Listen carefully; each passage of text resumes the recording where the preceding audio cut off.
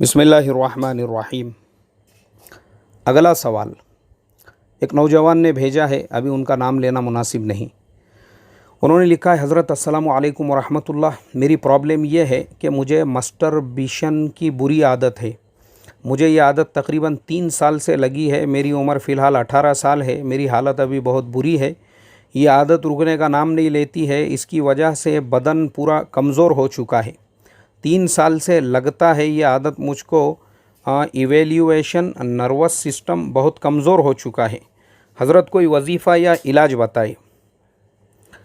भाई, जिस नौजवान ने ये सवाल पूछा है, देखो, हर चीज़ के लिए वजीफ़े मत मांगा करो। हर चीज़ के लिए जो है ना, हर चीज़ हम लोगों ने आजकल ऐसा समझ लिया है कि बस हर बीमारी का इलाज जो है वो वजीफ़े से। जैसे वो हमारे बचपन में एक दवा मिलती थी, ज़िंदा तिलिस्मात, उसके ऊपर लिखा हुआ होता है हर बीमारी का इलाज ज़िंदा तिलिस्मात। हर बीमारी का इलाज रहता उसके अंदर। तो सेम आज हमारा हाल यही हो चुका है। हर चीज़ के लिए वजीफ़ा चाहिए। अभी वो निकाह के रिश्तों के लिए भी रमज़ान के महीने में लोग बार बार पूछ रहे हैं, बोले वो रमज़ान में कौन सा वजीफ़ा करने से निकाह हो जाता है। हालांकि निकाह जो है, निकाह वो आपके एक्सपेक्टेशन कम करने से होता है। रिश्ते जो जमते ना, एक्सपेक्टेशन कम करो रे, एक्सपेक्टेशन कम करो ना। लड़की वालों की भी एक्सपेक्टेशन लड़का ऐसा चाहिए, और लड़के वालों की भी एक्सपेक्टेशन लड़की जो है उनको हूर परी चाहिए और मलिका चाहिए, कहीं की उसका बाप बड़ा ख़जाने का मालिक चाहिए जो दामाद को बिठा के टुकड़े डाल सके। तो ऐसे एक्सपेक्टेशन रहेंगे, कहाँ से निकाह के रिश्ते होंगे। वजीफ़े नहीं, वजीफ़ों के रंजन में ऐसे डुबकियाँ भी मारे तो नहीं, उससे जो है रिश्ता नहीं जमेगा तुम्हारा। तो प्रैक्टिकल भी बनो।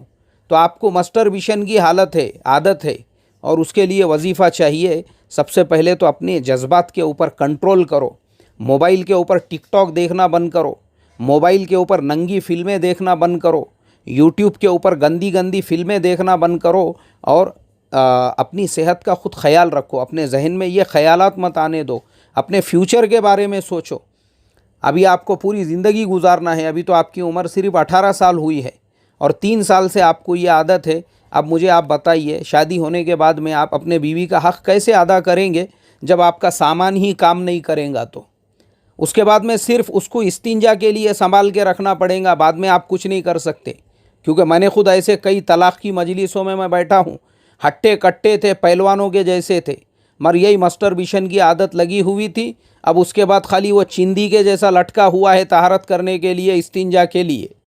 तो इसके लिए अपने फ्यूचर के बारे में सोचो, अपने एजुकेशन के बारे में सोचो, अपने फ्यूचर को बिल्डअप करने के बारे में सोचो। आपको अच्छे से अच्छा डॉक्टर अगर बनना है, एक अच्छा मुसलमान बनना है, एक अच्छा इंसान बनना है, उसके बारे में सोचो। ये गंदे ख़यालात अपने जहन में मत लाओ।